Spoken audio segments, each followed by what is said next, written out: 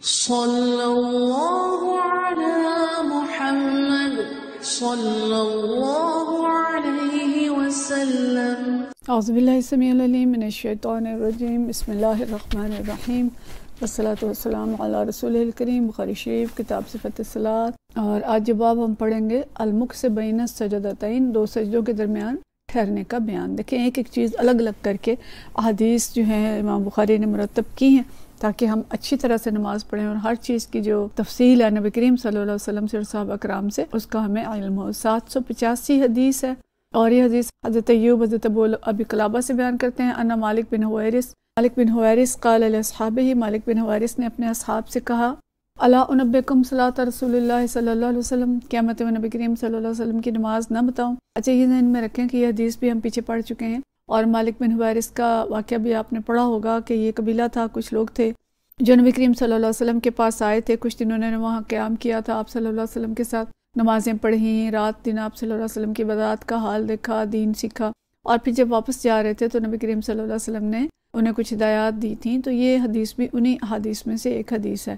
تو مالک بن حویرث جب یہ واپس جاتے ہیں تو اپنے اصحاب کو نماز پڑھنی سکھا رہے ہیں، اور یہ کہتے ہیں کہ مالک بن حویرث قال لاصحابہ، مالک بن حویرث نے اپنے ساتھیوں سے کہا، الا انبئکم صلاۃ رسول اللہ صلی اللہ علیہ وسلم، کیا میں تمہیں نبی کریم صلی اللہ علیہ وسلم کی نماز کا طریقہ نہ بتاؤں؟ قال، اور کہتے ہیں وذاک فی غیر حین صلاۃ، کہ وہ نماز کا وقت نہیں تھا، یعنی وہ نماز نہیں پڑھ رہے تھے اس وقت، نماز کے علاوہ ہی وہ طریقہ سکھا رہے تھے۔ فقام، وہ کھڑے ہوئے، ثم رکع فکبر، پھر انہوں نے اوپر کہتے ہوئے رکوع کیا، ثم رفع راسہ، پھر انہوں نے سر اٹھایا، فقام ہنیۃ، کچھ دیر رکوع سے سر اٹھا کے کھڑے رہے، ثم سجد، پھر سجدہ کیا، ثم رفع راسہ ہنیۃ، پھر سجدے سے اٹھے اور سیدھے بیٹھ گئے، اور کچھ دیر کے لیے وہ سجدے کے درمیان بیٹھے رہے، یعنی سجدہ کر کے جب اٹھے تو کچھ دیر کے لیے بیٹھے رہے۔ فصلی صلاۃ عمرو بن سلمۃ شیخنا ھذا، اور یہ کہتے ہیں کہ اسی طرح انہوں نے ہمارے شیخ عمر بن سلمہ جیسی نماز پڑھی۔ قال ایوب کہتے ہیں کہ کان یفعل شیئا لم ارہم یفعلونہ، کہ ہم نے انہیں ایک ایسی چیز کرتے ہوئے دیکھا کہ ہم نے دوسرے لوگوں کو ایسے کرتے ہوئے نہیں دیکھا تھا۔ وہ کیا چیز تھی؟ کان یقعد فی الثلاثۃ والرابعۃ، کہ وہ تیسری اور چوتھی رکعت میں بیٹھتے تھے۔ مطلب یہ ہے کہ جو دوسرا سجدہ ہوتا ہے اس سے اٹھ کے تھوڑی دیر کے لیے وہ آرام کرتے تھے، جلسہ کرتے تھے۔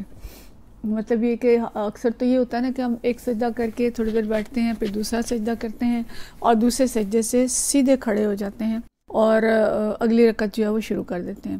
لیکن تیسری رکعت میں انہوں نے سیدھا کھڑے ہونے کی بجائے کچھ دیر کے لیے بیٹھے اور پھر کھڑے ہوئے۔ مالک بن حویرث کہتے ہیں کہ وہ فرماتے ہیں کہ قال فأتینا النبی صلی اللہ علیہ وسلم، ہم نبی کریم صلی اللہ علیہ وسلم کے پاس آئے، فأقمنا عنده، ہم نے آپ کے پاس قیام کیا، فقال، پھر آپ نے فرمایا، لو رجعتم الى اہلیکم صلو، جب تم اپنے لوگوں کے پاس واپس جاؤ، صلو صلاۃ قضا، تو اس طرح سے نماز پڑھو، فی حین قضا، صلو صلاۃ قضا فی حین قضا، کہ فلاں نماز کا وقت آئے تو فلاں نماز فلاں وقت پہ ادا کرو، اور فلاں نماز فلاں وقت پہ ادا کرو۔ آپ نے تفصیل سے بتایا ہوگا کہ ظہر کے وقت ظہر پڑھو، عصر کے وقت عصر پڑھو، مغرب پڑھو، ساری نمازوں کے اوقات بتائے۔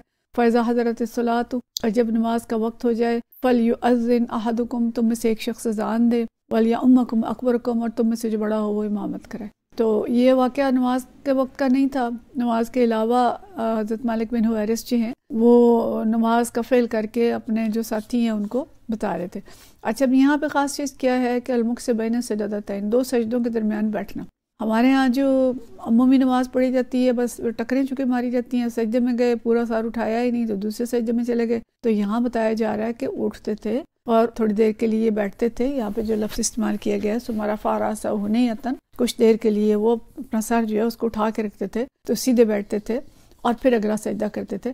اور ایک جو بات یہاں پہ پتہ چل رہی ہے کہ دوسرے سجدے سے اٹھ کے بھی کسی حد تک جلسہ استراحت کرتے تھے، اور یہ طریقہ انہوں نے نبی کریم صلی اللہ علیہ وسلم سے سیکھا تھا۔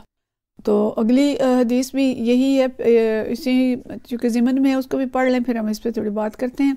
اگلی حدیث ہے 786، اور یہ حدیث جو ہے حضرت براء بن عازب رضی اللہ تعالیٰ عنہ سے روایت ہے۔ ان البراء قال، حضرت براء بن عازب فرماتے ہیں، کان سجود النبی صلی اللہ علیہ وسلم ورکوعہ وقعودہ، آپ صلی اللہ علیہ وسلم کے سجود اور رکوع اور قعود بین سجدتین، دو سجدوں کے درمیان بیٹھنا، قریب من السواء، تقریباً برابر برابر ہوتے تھے. یعنی آپ صلی اللہ علیہ وسلم جتنی دیر سجدے میں لگاتے تھے اتنی ہی دیر اٹھ کے بیٹھتے تھے اور پھر اگلے سجدے میں جاتے تھے. مطلب یہ ہے کہ بہت سکون سے نماز پڑھتے تھے. یہ حدیث بھی ہم پیچھے پڑھ چکے ہیں. اگلی حدیث ہے 787 اور یہ حدیث جو ہے انس بن مالک رضی اللہ تعالیٰ عنہ سے روایت ہے. عن انس بن مالک رضی اللہ عنہ قال، فرماتے ہیں انی لعالو ان اصلی بکم، کی روایت ہے کہ آپ نے فرمایا بے شک میں اس میں کوئی کوتاہی نہیں کرتا کہ میں تمہیں نماز پڑھاؤں کما رأیت النبی صلی اللہ علیہ وسلم یصلی، کہ ایسے ہی نماز پڑھاؤں جیسے میں نے نبی کریم صلی اللہ علیہ وسلم کو نماز پڑھتے دیکھا تھا. قال ثابت کہتے ہیں کان انس بن مالک یصنع شیئا لم ارکم تصنعونہ، کہ میں نے انس بن مالک رضی اللہ عنہ کو ایسا کام کرتے ہوئے دیکھا جو میں نے تمہیں کرتے ہوئے نہیں دیکھا. اور وہ کام کیا تھا کہ کان اذا رفع رأسه من الرکوع، جب رکوع سے سر اٹھاتے تھے قام، کھڑے ہوتے تھے، حتی یقول القائل، کہنے والے کہتے تھے قد نسی، کہ یہ بھول گئے. وبین سجدتین حتی یقول القائل قد نسی، اور سجدوں کے درمیان اتنی دیر بیٹھتے تھے کہ کہنے والا کہتا تھا شاید آپ بھول گئے. ان تینوں احادیث میں جو چیز ہمیں مل رہی ہے وہ یہ کہ نبی کریم صلی اللہ علیہ وسلم تسلی اور آرام سے نماز پڑھتے تھے اور دو سجدوں کے درمیان ٹھہرتے تھے.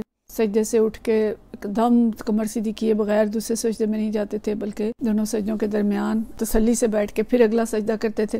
اور یہ بھی آ رہا ہے کہ دوسرے سجدے سے اٹھتے تو کسی حد تک جلسہ استراحت بھی کرتے تھے. اس کے بارے میں ہم آگے بھی پڑھیں گے انشاءاللہ. لیکن مجموعی طور پہ ہمیں سبق یہ ملتا ہے کہ نمازیں اطمینان سے پڑھی جائیں اور تسلی سے رکوع اور سجود اور سجدوں رکوع سے اٹھ کے اور سجدوں کے درمیان جو جلسہ اور قعدہ ہے وہ اطمینان سے کیا جائے. تو ظاہر نماز اللہ کے حضور حاضری ہے، اللہ سے گفتگو ہے، اللہ سے بات کرنا ہے، اللہ سے دعا مانگنے کا نام ہے. تو اس کو تسلی کے ساتھ کیا جائے تاکہ نماز کے اندر جان اور روح اور جو کچھ ہم نماز میں پڑھ رہے ہیں اس سب کی ہمیں سمجھ بھی ہو. لیکن ہمیں محدثین کے لیے دعا کرنی چاہیے، اللہ تعالیٰ ان کی صحیح وجود قبول فرمائے کہ کس طرح باریکی سے محدثین کرام نے اور علماء نے اور فقہا نے ایک ایک چیز جو ہے ایک ایک باب الگ الگ باندھا اور ہر چیز کی تفصیل ہمیں سمجھائی اور نماز پڑھنے کا طریقہ ہمیں بتایا. لیکن بدنصیبی ہے امت کی کہ اس وقت وہ نماز کی اصل روح سے بہت کم ہی واقف ہے اور بہت کم لوگ ہیں جو نماز کو ٹھیک طریقے سے پڑھتے ہیں. اللہ تعالیٰ ہم سب کا آسان حساب لے اور نماز اچھے طریقے سے پڑھنے کی توفیق دے. وآخر دعوانا ان الحمدللہ رب العالمین.